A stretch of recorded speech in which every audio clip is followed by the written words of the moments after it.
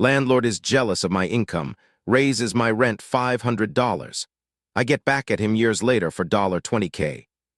In the late 90s, my wife and I were just married and just getting started, and we decided to dink double income, no kids it for a few years to save up for a down payment on a house.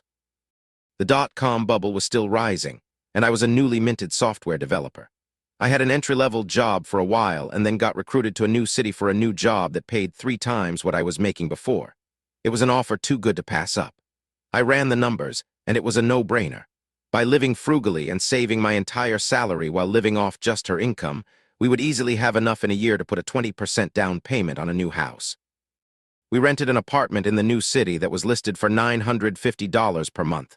The landlord was a real estate agent who owned a 2-bedroom condo as an investment property. Let's call him Hank Wazowski. Hank was a thin, gray, no-nonsense guy. He was pleasant enough but perfunctory, dry, and had no sense of humor. He made a point of explaining that under no circumstances was he responsible for maintaining the garbage disposal, and that it was not included in the rental agreement, and he would not be responsible for fixing it if it broke. Okay. He seemed slightly amused by us, a clueless, young, newlywed couple, but I could tell he wanted to rent to us because we were clearly a safe choice as tenants. We filled out the rental agreement and the credit check, and this is where my troubles began. Hank looked closely at the credit application where I listed my job title, software developer, and my income, $75K. For a 23-year-old in his second year out of college in the late 1990s, this was a small fortune. Add my wife's salary, and we were over 6 figures in income, renting an apartment far beneath our means. Like I said, dink is the way to go when starting out. I can't believe how much money you make, Hank must have said half a dozen times, muttering under his breath. I explained that we were saving to buy a house and that we were only going to stay in the apartment for a year. We might stay a few months after the term is over. Would month-to-month be okay after a year? Hank assured us that would be fine. We saw Hank only once during the year, and he again mentioned my salary and how he couldn't believe that's what software developers were making. It was awkward, and I gave a vague reply. Anyway, a year later, we had found a house to buy, signed all the papers, and were making plans to move. The new house wasn't going to be ready until 2 months after our rental lease was up, so I called Hank to ask if we could, as discussed, extend the lease by 2 months before moving out. Hank assured me on the phone that it would be no problem and that he would send over an extension for us to sign. The extension arrived in the mail, and it included a month-to-month clause and a $500 increase in the rent. I was shocked and called him. Hank, why are you increasing the rent by over 50%? That's too much. That's more than my new mortgage is going to be. He was very condescending. Rocky Moose, it's what the apartment goes for now. I would be losing money by renting it for less. I tried to reason with him, but it was very clear he knew we could afford the extra $500, that we had no choice in the matter, and that he was going to take advantage of the situation. He got angry with me for arguing my point, and I'll never forget his parting words. You don't have to like it, Rocky Moose. You just have to pay it. My wife and I tried to figure out a way to move out early by putting our furniture in storage for a couple of months and staying with friends, but it just wasn't going to work out. I swallowed my pride and wrote a check for $1,450 for the extra month. A month later, I wrote a similar check, and then we moved out. I made sure the apartment was spotless before leaving, but Hank still withheld $300 from our security deposit for questionable reasons that seemed like a way to squeeze a few more dollars out of us. $100 for cleaning might be reasonable, but $300 was excessive. In my mind, he had taken advantage of us for $1,200, and there was nothing I could do about it.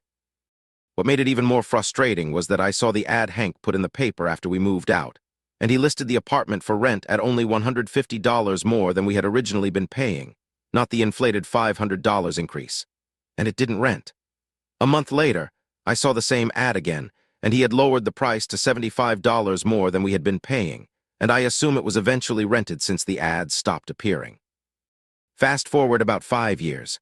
Life is good, the house is good, we have a baby, and even though the dot-com bubble has burst, I'm still employed.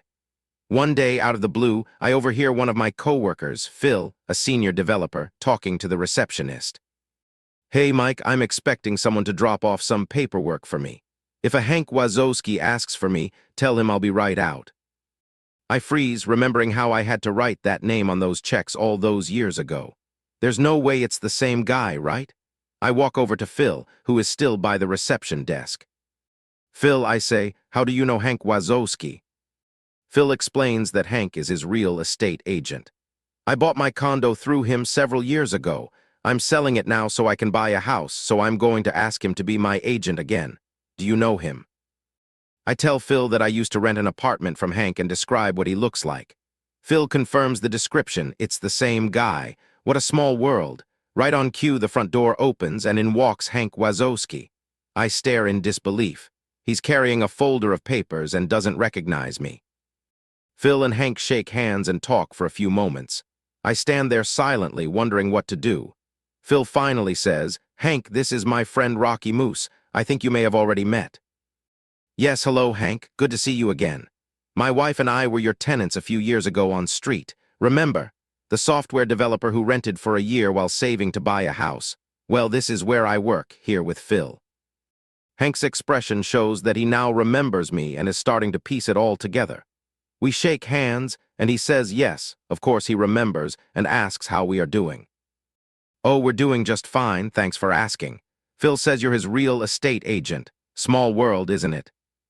Hank nods pleasantly. He still doesn't seem to remember the details of our last conversation. I quickly do the math in my head. This is the early to mid-2000s. The real estate market is strong and commissions are substantial. I start thinking out loud. Selling the condo for around $150,000 to $200,000 and looking at houses in the $500,000 range. That's $650,000 to $700,000 in total transactions. An agent getting 3% on both the sale and the purchase would earn around $20,000. That's a good commission, isn't it? Hank's expression changes, and I can tell he now remembers everything. Phil looks surprised at my tone. I let the silence linger. Hank deflects the question, saying it's complicated, and tells Phil to send back the papers as soon as possible. He shakes hands with Phil, nods at me, and leaves. "It was really good to see you again, Hank," I call after him. As the door closes, I say a bit too loudly, "Phil, don't sign anything just yet.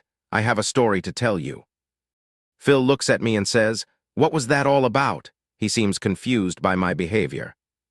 I tell Phil the whole story. The rent increase, the security deposit, the you don't have to like it, you just have to pay it, everything. "Phil, you can't use this guy to sell your condo and buy a house. I strongly dislike him. I'll help you find another real estate agent. Just use anyone but him." The great thing about Phil is that he's a good person. He says he's surprised by my story and has always known Hank as a straightforward guy. "But I can see him doing that," he admits. "There's no way I could use him now." Then Phil's expression changes slightly. "What do you want me to say when I let him go?" We came up with a plan and made sure there were some key phrases for Phil to use. My only regret is that I didn't get to see Hank's reaction in person the next day when Phil made the following phone call while I stood behind him listening. "Hi, Hank, it's Phil calling. Yes, about that. I've decided to get some other quotes from other agents. I'm not going to sign with you." Pause. "No, you shouldn't offer a discount. You would be losing money if you did." Pause. "No, this is just a decision I've made. No, it has nothing to do with Rocky Moose." Pause. "Well, you don't have to like it, Hank. You just have to accept it. Goodbye."